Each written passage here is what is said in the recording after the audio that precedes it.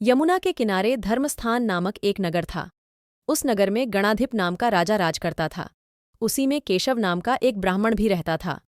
ब्राह्मण यमुना के तट पर जप तप किया करता था। उसकी एक पुत्री थी, जिसका नाम मालती था। वह बड़ी रूपवती थी। जब वह ब्याह के योग्य हुई तो उसके माता पिता और भाई को चिंता हुई। संयोग से एक दिन जब ब्राह्मण अपने किसी यजमान की बारात में गया था और भाई पढ़ने गया था, तभी उनके घर में एक ब्राह्मण का लड़का आया। लड़की की माँ ने उसके रूप और गुणों को देखकर उससे कहा कि मैं तुमसे अपनी लड़की का ब्याह करूंगी। होनहार की बात कि उधर ब्राह्मण पिता को भी एक दूसरा लड़का मिल गया और उसने उस लड़के को भी यही वचन दे दिया। उधर ब्राह्मण का लड़का जहाँ पढ़ने गया था, वहाँ वह एक लड़के से यही वादा कराया।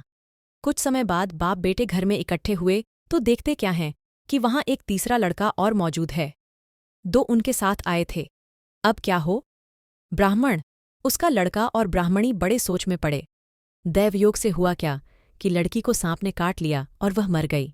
उसके बाप, भाई और तीनों लड़कों ने बड़ी भाग दौड़ की, झड़ झाड़ने वालों को बुलाया, पर कोई नतीजा न निकला। सब अपनी अपनी करके चले गए। दुखी होकर वे उस लड़की को श्मशान में ले गए और क्रियाकर्म कराए। तीनों लड़कों में से एक ने तो उसकी हड्डियां चुन लीं और फकीर बनकर जंगल में चला गया। दूसरे ने राख की गठरी बांधी और वहीं झोपड़ी डालकर रहने लगा। तीसरा योगी होकर देश देश घूमने लगा। एक दिन की बात है, वह तीसरा लड़का घूमते घामते किसी नगर में पहुंचा और एक ब्राह्मणी के घर भोजन करने बैठा। जैसे ही उस घर की ब्राह्मणी भोजन परोसने आई कि उसके छोटे लड़के ने उसका आंचल पकड़ लिया। ब्राह्मणी से अपना आंचल छुड़ता नहीं था। ब्राह्मणी को बड़ा गुस्सा आया। उसने अपने लड़के को झिड़का, मारा पीटा।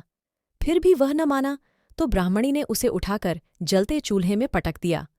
लड़का जलकर राख हो गया। ब्राह्मण बिना भोजन किए ही उठ खड़ा हुआ। घरवालों ने बहुतेरा कहा, पर वह भोजन करने के लिए राजी न हुआ। उसने कहा, जिस घर में ऐसी राक्षसी हो उसमें मैं भोजन नहीं कर सकता। इतना सुनकर वह आदमी भीतर गया और संजीवनी विद्या की पोथी लाकर एक मंत्र पढ़ा। जलकर राख हो चुका लड़का फिर से जीवित हो गया। यह देखकर ब्राह्मण सोचने लगा कि अगर यह पोथी मेरे हाथ पड़ जाए तो मैं भी उस लड़की को फिर से जिला सकता हूँ। इसके बाद उसने भोजन किया और वहीं ठहर गया। जब रात को सब खा पीकर सो गए तो वह ब्राह्मण चुपचाप वह पोथी लेकर चल दिया। जिस स्थान पर उस लड़की को जलाया गया था, वहां जाकर उसने देखा कि दूसरे लड़के वहां बैठे बातें कर रहे हैं। इस ब्राह्मण के यह कहने पर कि उसे संजीवनी विद्या की पोथी मिल गई है और वह मंत्र पढ़कर लड़की को जिला सकता है, उन दोनों ने हड्डियां और राख निकाली।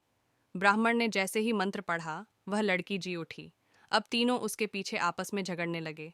इतने में एक साधु उधर से जा रहा। तीनों ने उससे निर्णय करने को कहा। साधु ने तीनों कहानी सुनी और अंत में कहा, ये तुम्हारी पत्नी है। दोनों ने कहा, ये कैसे?